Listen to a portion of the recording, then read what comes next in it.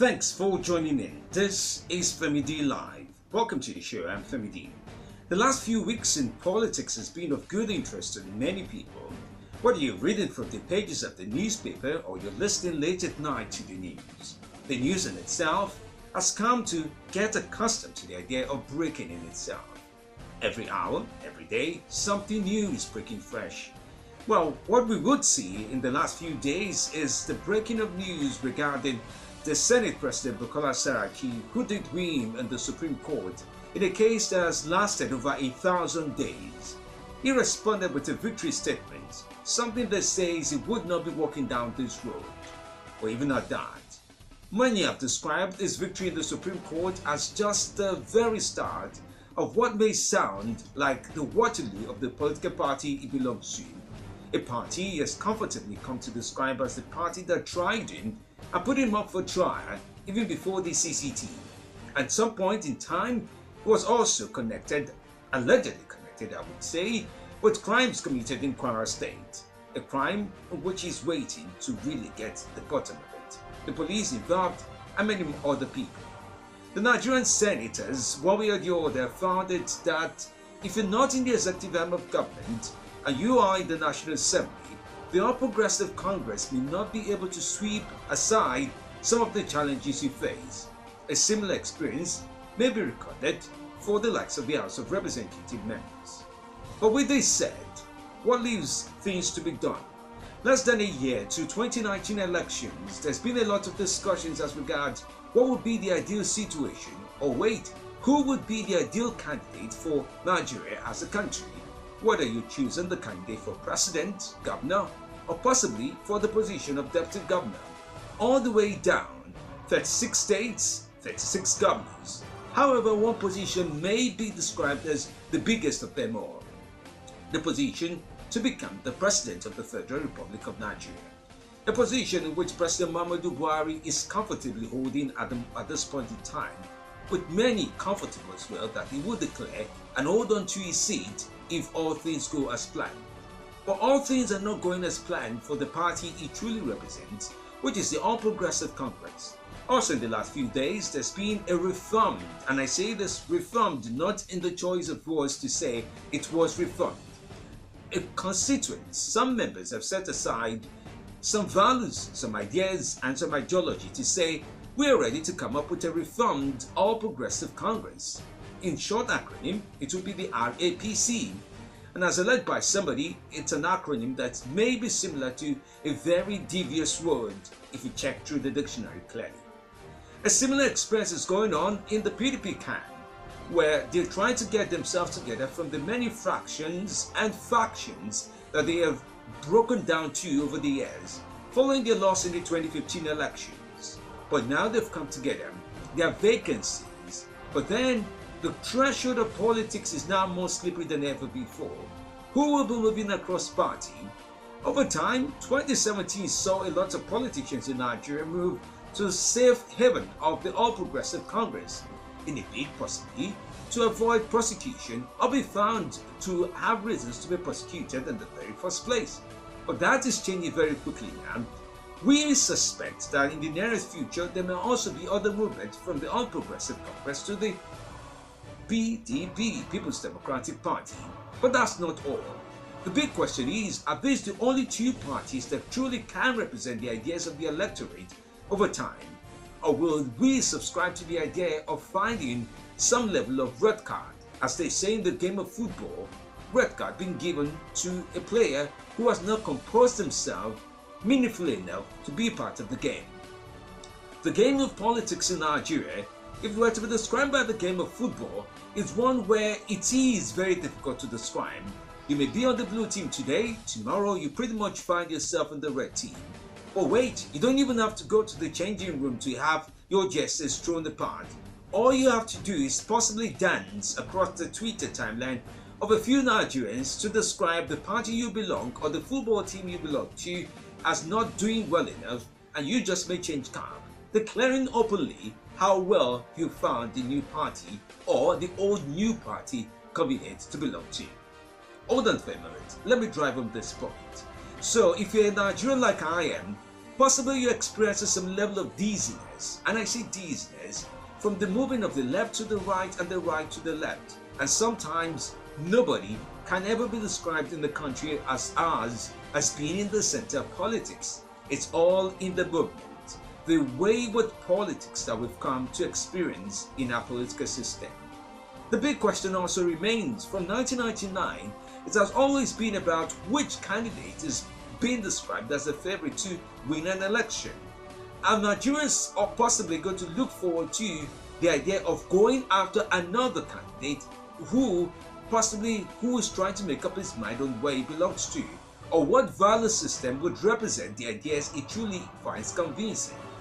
Maybe, maybe not. But then if you look at the parties, about 136 other political parties or applied political parties are looking at INEC to grant them some level of certification in good time for 2019 elections. INEC says not many of them are qualified to have that party representation or have much of the organization described as a political party truly deserving of the Nigerian electorate's attention. So it brings forward the idea, you as an electorate, what are you interested in? Are you interested in following the wayward politics? Or wait, let me rephrase that. Wayward politicians who choose today to be different as best convenient. Do the value system appeal to you? Is there a value system that an 18-year-old or somebody who clocked 18-year-old within the last few months will be able to see and apply himself to the politics of the nation to say, as a citizen, I am and I'm truly interested in being part of voting and much more? Even at now, CVR, as one will know, its continuous voters registration exercise, will be put on hold from the month of August of 2018. A move that INEC says is in its interest. But some people have come out even after INEC to say not well has been done or not much has been done to cater for those who have even registered to recover their cards. Not the CVR this time around, but the PVCs. But then, with much of the landscape and the humming and the singing and the rock song playing in the Fuji fuse or genre of music, one is tempted to ask, what are you listening to as a Nigerian electorate? If you can't vote, you are an electorate. If you can't vote, maybe you're just a citizen. A measure of the power of the country does not belong to you if you can't vote. But then, if you want to vote, you do know you possibly have to get your PVCs. Let me rephrase that. You have to get your PVCs in order for you to vote. Leading forward the question, are we being fed what we see? Oh wait, are we eating what we see? What's the story that is biting in? Are Nigerians truly stakeholders in the waywardness that is being found in the political landscape of the country?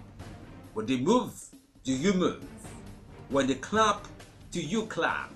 When they bring the celebrity artist to perform, do you get yourself behind the beats, sing, dance, take away some rice, take away some cash, and take away 4 years possibly of your life? These are vital questions.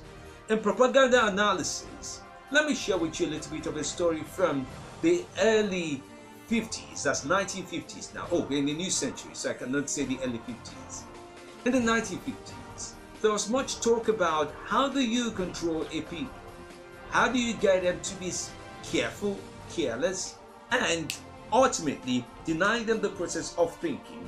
I'd like to share with you some of the party thoughts that were derived as part of the moves that politicians at the time, alongside with the media people, shared in the book written by Noam Chomsky, In Understanding Power. He said, it ought to be a system in which the specialized class is ready to work in time of service for masters, but the people who own the society, yet the rest of the population ought to be deprived of any form of organization, because organization causes struggle. Are you organized? Is there a sense of organization as regards why, when, who, and how best you would vote in the days ahead? Every once in a while, do you hear the call that chants forward for you to run towards a meaningless I say, candidates who may not be interested in the true values of your future? Who do you stand behind? What values has your mind readily or is ready to say record to? Should we allow wayward politics take over our land? It's one thing to have wayward politicians, is another to have wayward politics. Well, I guess the biggest sadness would be to have wayward citizens. Thanks for listening. I am Femi D. This is Femi D Live. Remember, you can follow me on Twitter at Femi D Live, on Facebook and Instagram as well at Femi D Live. You find me on many of the other platforms as well as the YouTube channel Femi D Live, ongoing for you. Let me know what you think. Are you a wayward citizen? And as well, the podcast is available on TuneIn, Stitcher, Amplified Radio, and other 20 other listening platforms, including Spotify, Apple, and many others. Thanks for listening in. Big question is, are you a wayward citizen?